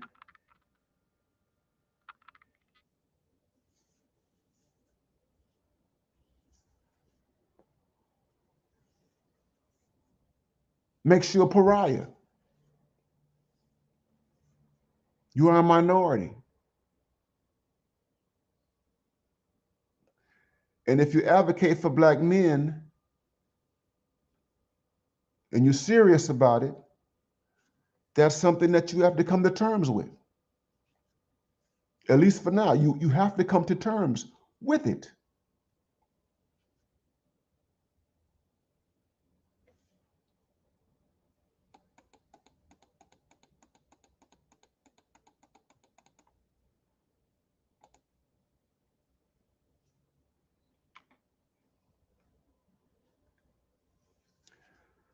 Want to be Miskit? Thank you for that support. Thank you for that.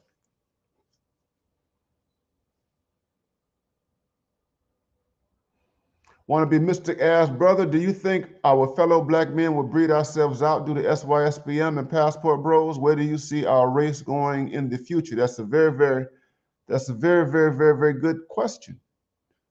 And this is the only kind of, and these are the kind of questions that we are dealing with in this space right here. My long answer to you is no. And the reason why I say that is because, you know, if you're talking about breeding with other Black people, if you're talking about reproducing, let's say reproducing with other Black people,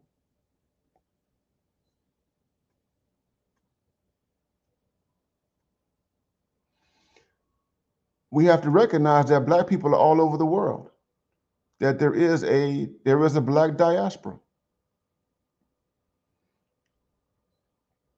You know it. I've been in and out of Africa over the, you know, I've been in and out of Africa over the last 6 months, in and out. West Africa, Senegal, and the Gambia. I've been in and out. And my travels in Africa are widening.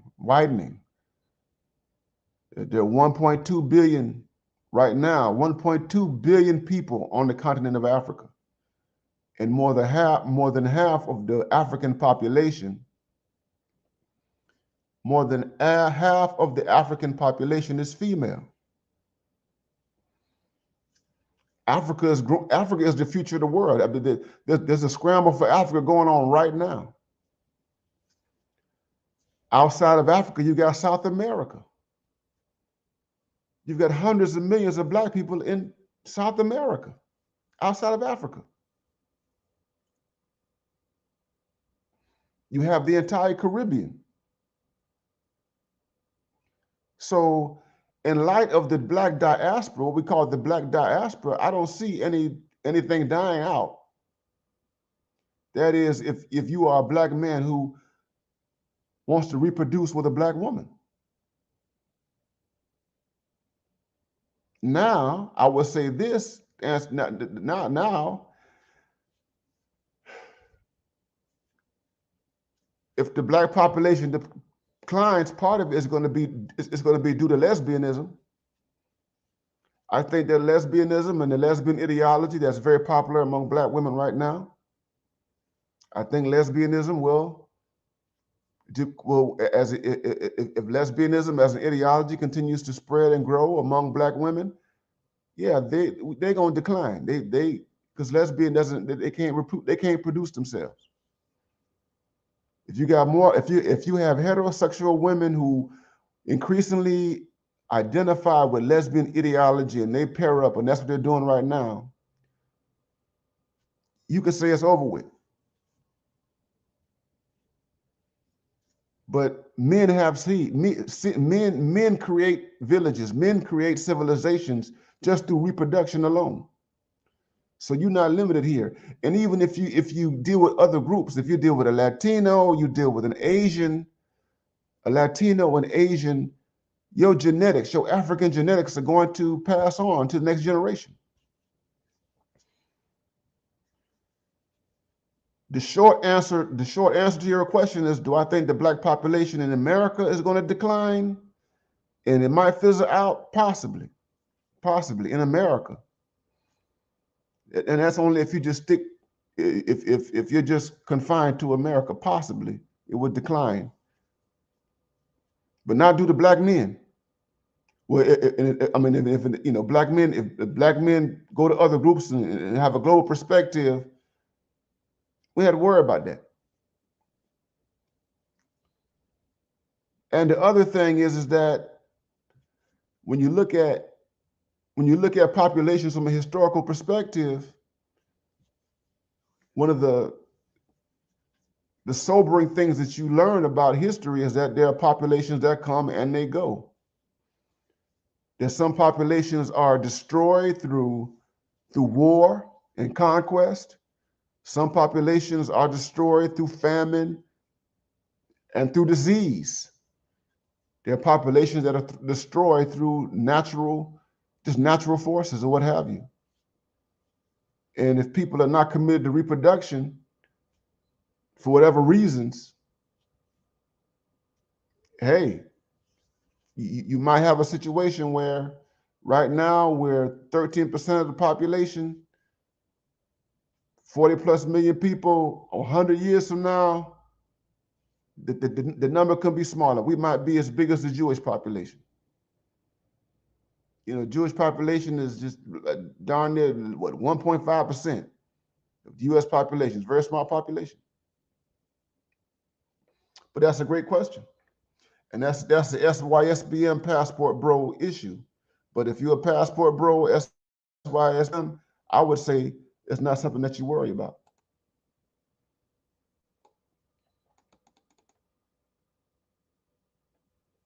But that's it.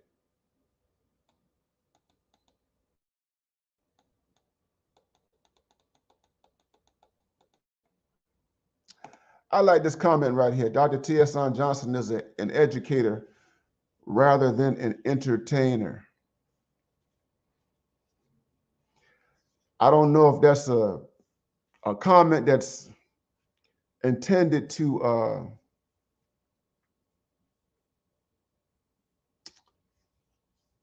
take a jab at me in particular or the broader manosphere. I don't know. I don't know. I don't know.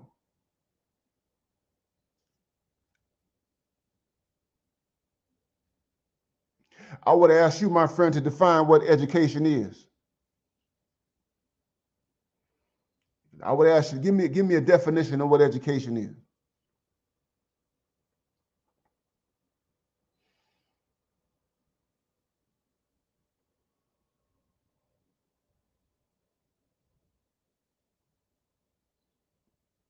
That's what I would ask you.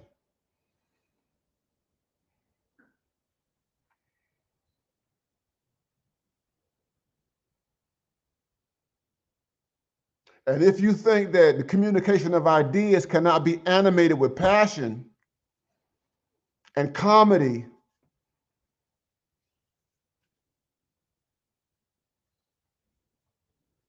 then I would say that your definition of education is very, very limited.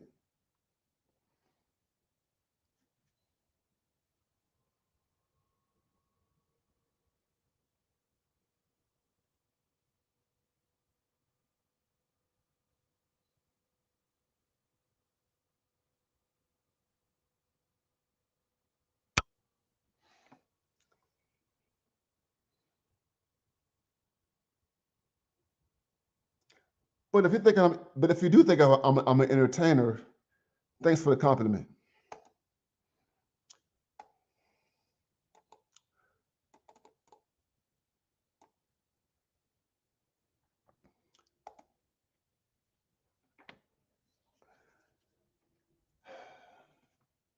Big business, guys.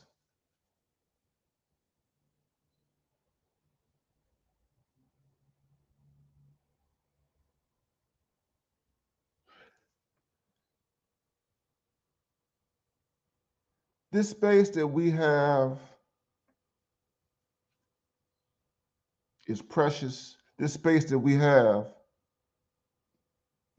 is provocative. This space that we have is polarizing.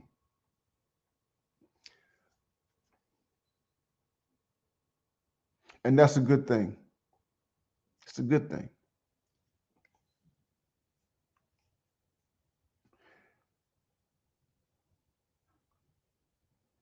If you're not making the comfortable uncomfortable, you need to go back and reassess what you're doing and your priorities, your strategies.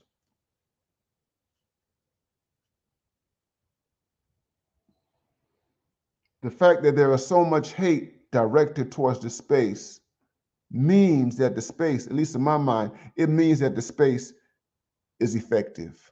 It's effective. It means that something is going on, something is being done in the correct fashion. We're doing something right.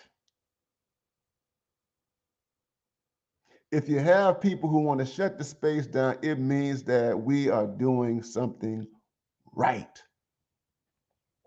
Shout out to you, Barry Little. That's right. BMI, BMA, BMEs, Passport Bros, Black Manosphere. Forever. Forever, never, never, never. Thank you for that, my brother. We appreciate you, man. Thank you, thank you, thank you, thank you, thank you.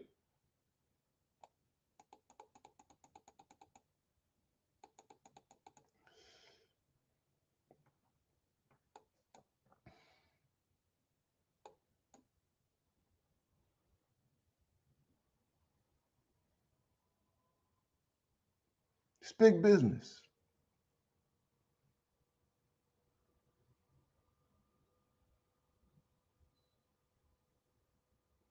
And I told you, most of the content creators in the larger manosphere, especially those who are Black, most of those content creators, they keep their distance. They don't want to be associated with this. They keep their distance.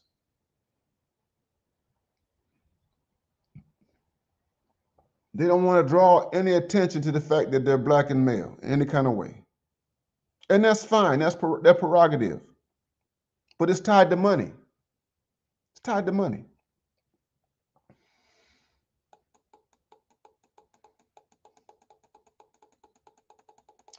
At any rate, guys,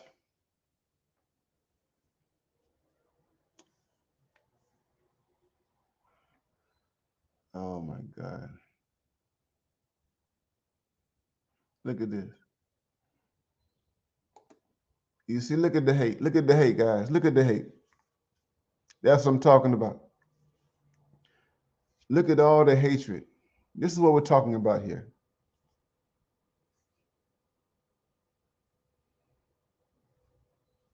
They're incentivized, they're rewarded, they're emboldened.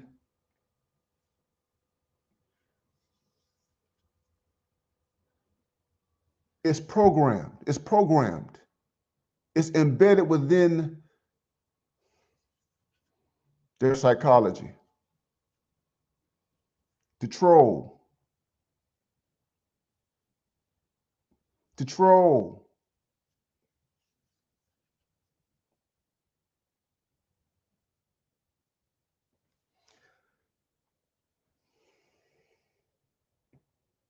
It explains itself.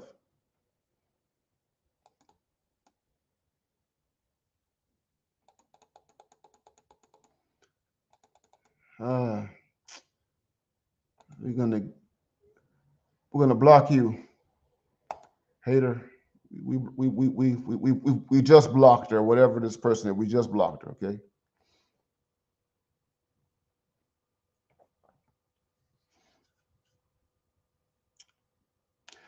But listen, guys.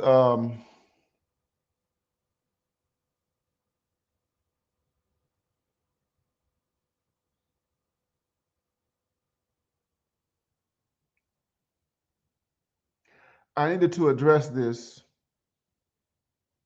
I needed to address this as a follow-up to my last video.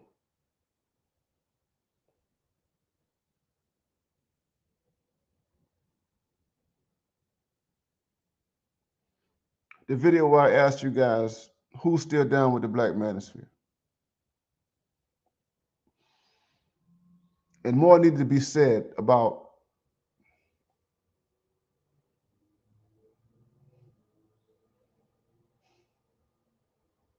the state of the space and where we are right now.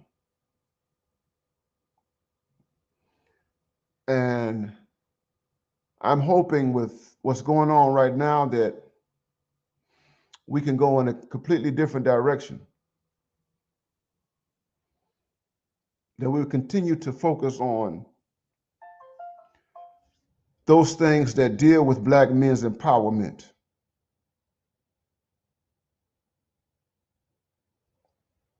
Those things that actually develop Black men and move Black men forward so that we will not be distracted. We will not be distracted. Not be distracted by the trolls and the haters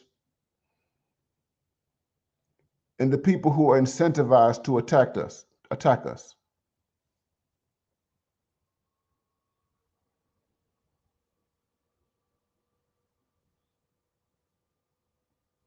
I was going to talk about this article, and I'm just going to put this back up here.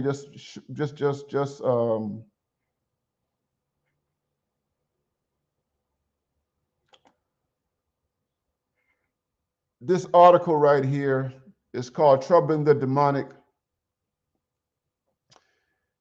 and it's a chapter, not an article. And it's on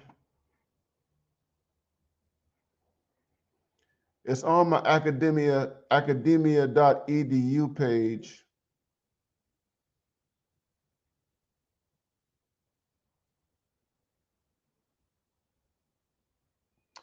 And it's a chapter I wrote that deals with all this stuff that I'm talking about right now.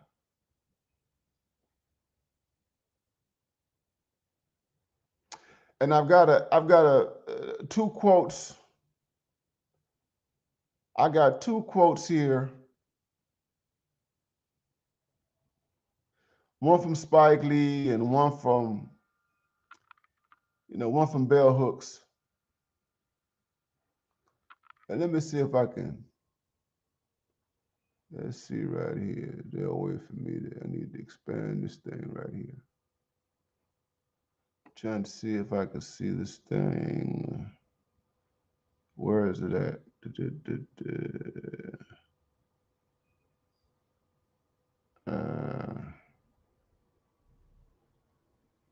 Hold on.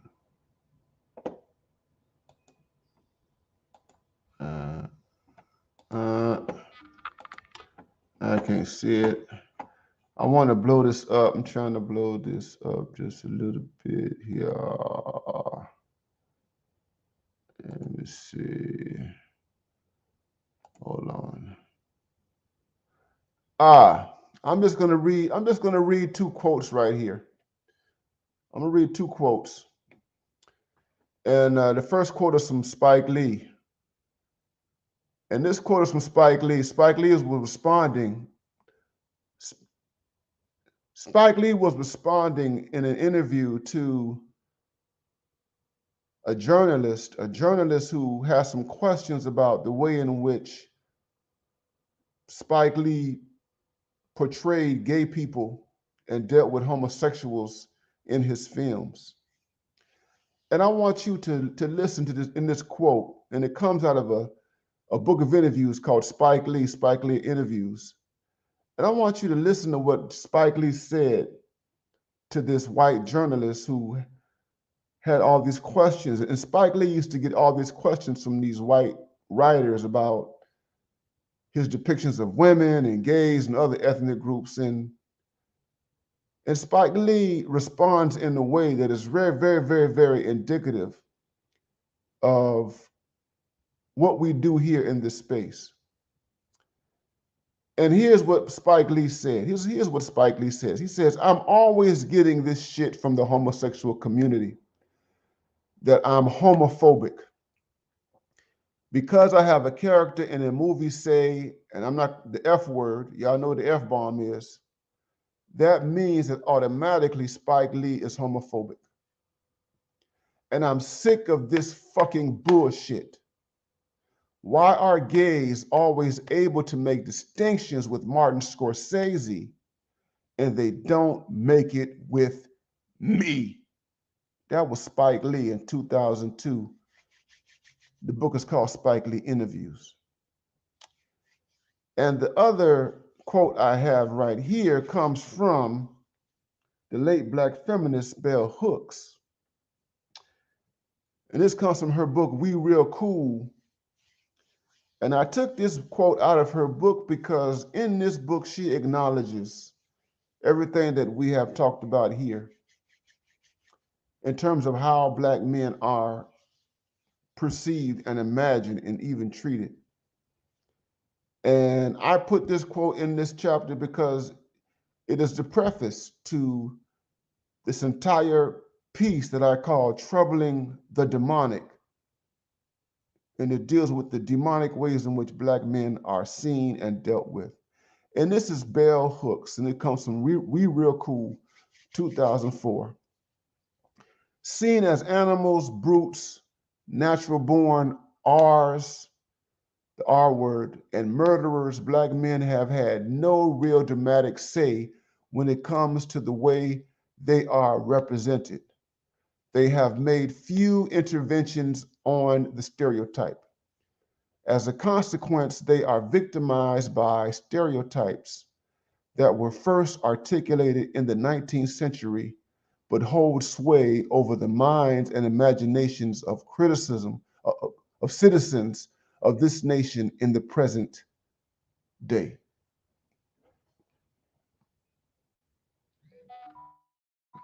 And that's Bell Hooks. This is 2004. I'm not a big fan of Bell Hooks, but in her work, she had some moments of sobriety when she wrote about Black men. And because she is a feminist and she recognizes that there's a real problem with dealing with Black masculinity in America, I decided to quote her in this chapter.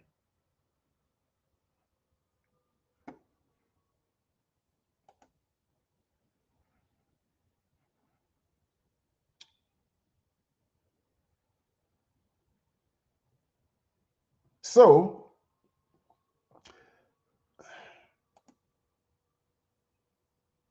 thanks for the clarity, sir. Thanks for the clarity. I wasn't sure what you meant by your initial comment or what have you. Appreciate that.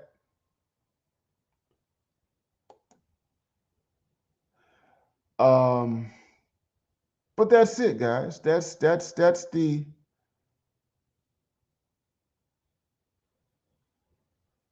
it. It's big business.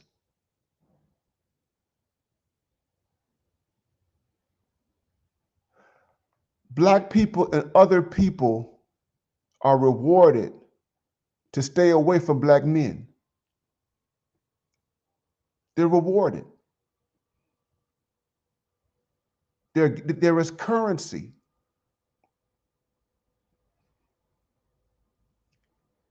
They're rewarded to be distant because they see us as monsters. They see us as brutes. They see us as detriments to their mobility and everything else. But it's a reward.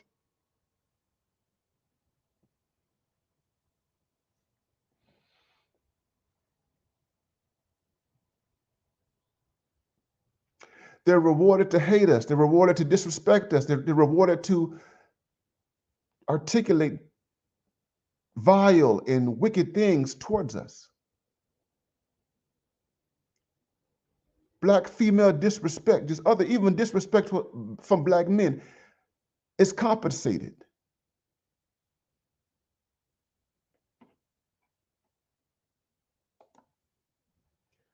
Thank you, Bazam Bigavel. Thank you for that. Appreciate the space time that you took out to equip the brothers with ammunition against matriarch order. Thank you, my brother. Thank you. Appreciate that support. Appreciate that support.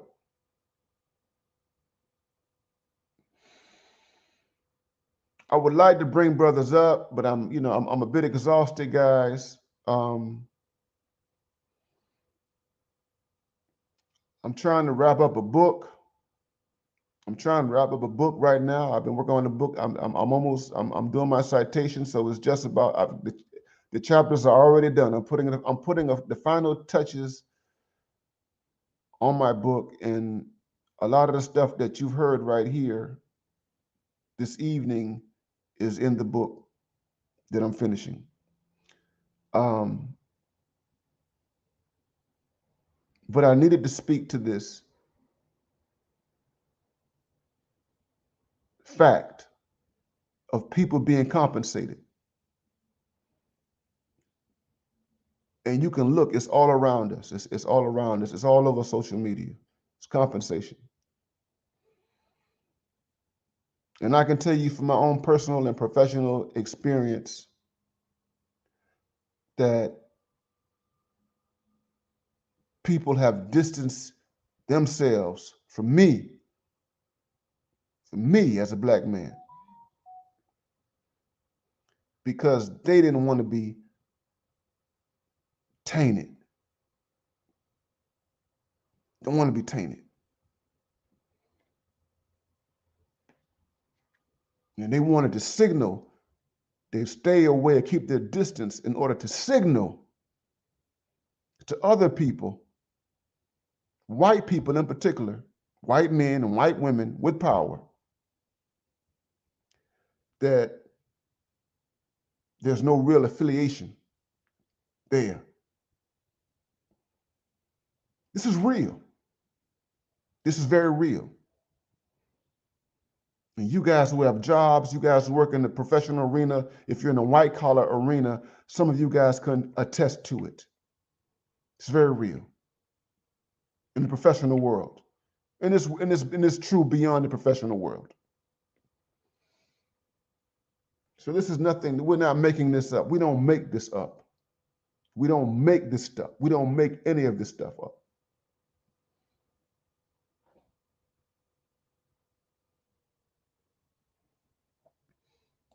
And you're right. I'm going to go, but let me end with this, guys. I'm going to go. Barry Middle is right. Black male demonization is more profitable than the NFL and the NBA. Here's the thing. Think about this. So when I did my last stream, I talked about Jonathan Majors and the situation that he's going through right now. And if you notice, guys, that as soon as that story hit the media, all of the black male haters came out. TMZ came out, okay? All of the gossip people came out. And they began to churn the story over and over again and flip it and flip it and twist it and flip it and twist it. And it's been flipped and twisted all over YouTube. And if you look at TMZ, you look at TMZ in particular, and TMZ is always dealing with entertainers. If you study TMZ, I want you to look and watch the way in which they deal with black athletes and black entertainers over against white athletes and entertainers. You look at TMZ.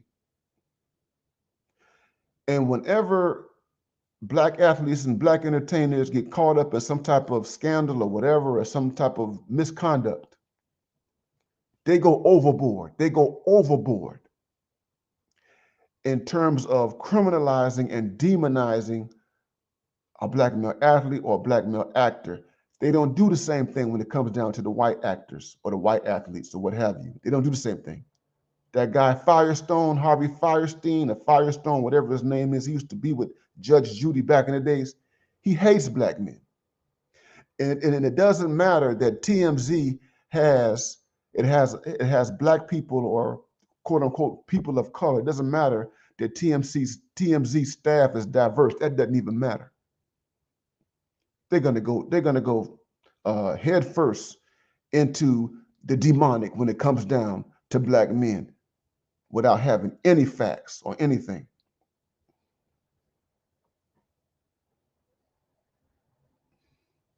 So this is where we're at. It's big business. Anyway, guys, I'm 2 hours long. Y'all know I'm long-winded, man. I'm just long-winded. But I'm gonna check out of here, man. This is the weekend. You guys be safe out there. You know, tomorrow's April 1st and what have you. Y'all be careful. You know, stay clear of danger. You know what I mean? Be careful in how you interact with people. You know what I'm saying? And, you know, black men, you need to practice some social distance. You need to practice social distancing, okay? And you know what I'm talking about, okay? You know, especially you guys who are on your way to being passport bros and everything like that. And even you passport bros who are in between trips, like myself, I'm in between trips right now. And so you got to practice social distance, bro. Practice social distancing.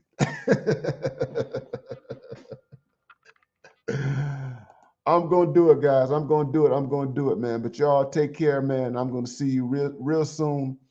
I am the Mad Professor, signing off. You guys take care. Peace out, brothers. Next time. Woo!